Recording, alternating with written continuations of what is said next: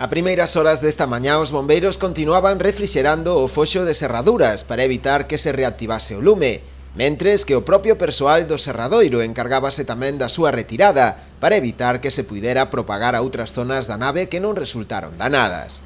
O lume iniciábase ao redor das 5 desta pasada madrugada.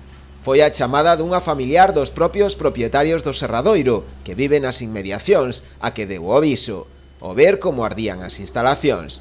Os donos da nave, con auga e extintores, foron os primeiros en intervir nas labores de extinción das lapas, ata a chegada do persoal de emerxencias. E a chegada, pois viron que estaba ardendo no que a nave que está aberta, un tractor, unha máquina de cortar madeira e unha cinta transportadora. Inmediatamente puxeron a apagalo, en pouco tempo conseguiron controlar as lapas e que o incendio non se propagase ao resto das instalacións da propia empresa, non?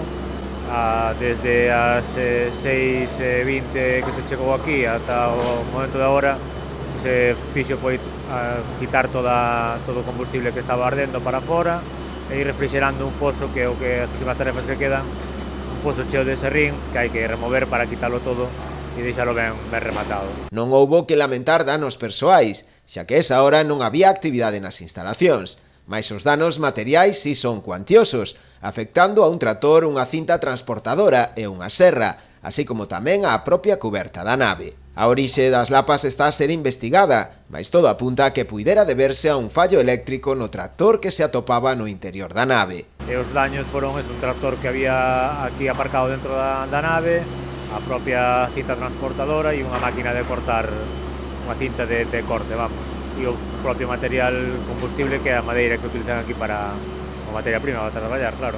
As causas habrá que investigar, o único que había, bueno, o primeiro que se veu ardendo cando chegaron os compañeros ao punto foi eso, o tractor e a máquina. Habría que investigar para saber exactamente cal foi o orixe, se o tractor, a máquina ou outra circunstancia calquera, vamos. Nas labores de extinción e control do incendio, que se prolongaron por máis de 4 horas, participaron o GES de Muros, persoal dos parques de bombeiros de Boiro e Ribeira, así como tamén unha autobomba do Distrito Forestal de Noia, que actuou de apoio para a dotación de auga.